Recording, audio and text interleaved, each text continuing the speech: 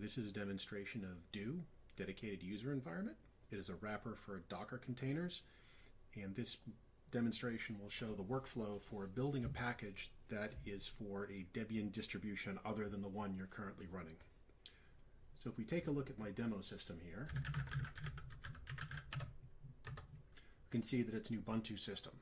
And if I had to build a package for, say, Debian Buster, it'd be rather difficult. But fortunately, Do will create a virtual environment for me.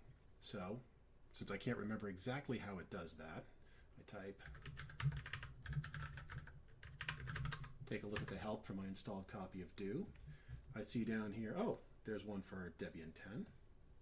So I will just copy that example.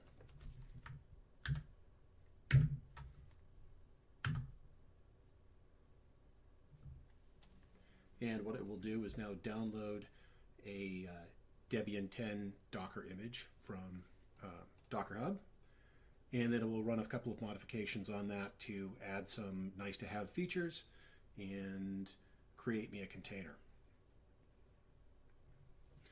Okay, here we are a few minutes later. It's downloaded a bunch of packages and installed them and created my container. Now if I take a look at the command I'd originally run here, just to break this down, Do takes the argument from Debian 10, that's the name of the base Docker image that it used to create its new Docker image off of.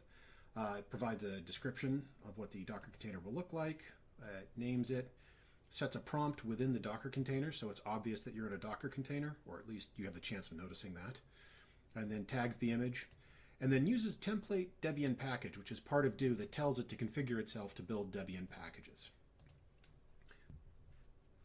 So let me split into two windows here. So if I do, great.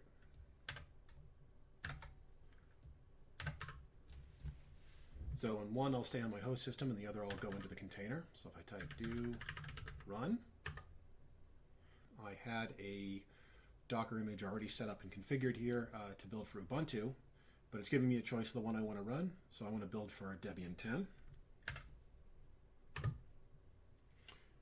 And so let's take a quick look at what it just did here. So this wraps Docker commands. And what it's done here is set up a Docker container instance that is interactive, set up for a terminal. It will delete it when it's done.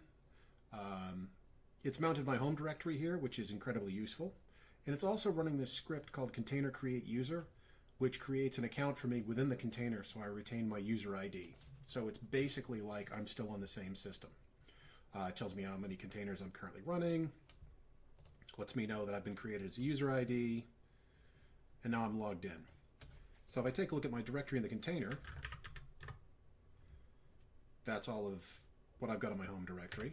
If I take a look at my account on my demo system, we can see it's the same directory. So now that we've got the container running in the right pane, we can see that we're in a Buster environment. And the pane on the left continues to be the host system, which is still running Ubuntu. Now, to build a package like Watchdog, you may have to edit the apt sources list file to add Debian source entries. A lot of the containers that you'll pull out of Docker Hub do not seem to have this.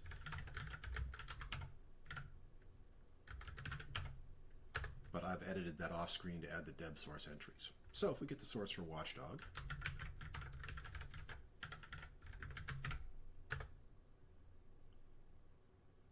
okay, and you can see it's pulled from the Debian Buster repository there.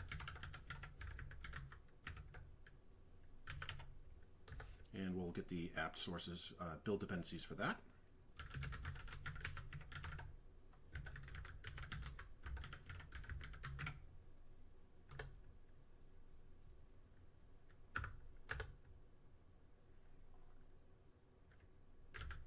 So we're in the Watchdog directory.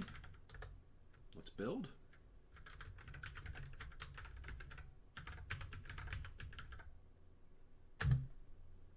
And this will take a minute, so I'm going to jump cut. Now if we take a look at our build area, as is typical with Debian package builds, it puts the debs one level up. And there we can see we have a deb. Now what's nice about this, because it's due, is that on the host, we also have the same deb because it mounted the user's home directory. And to exit the container, all I have to do is type exit. And you can see from the prompt change that I'm back on the Ubuntu host.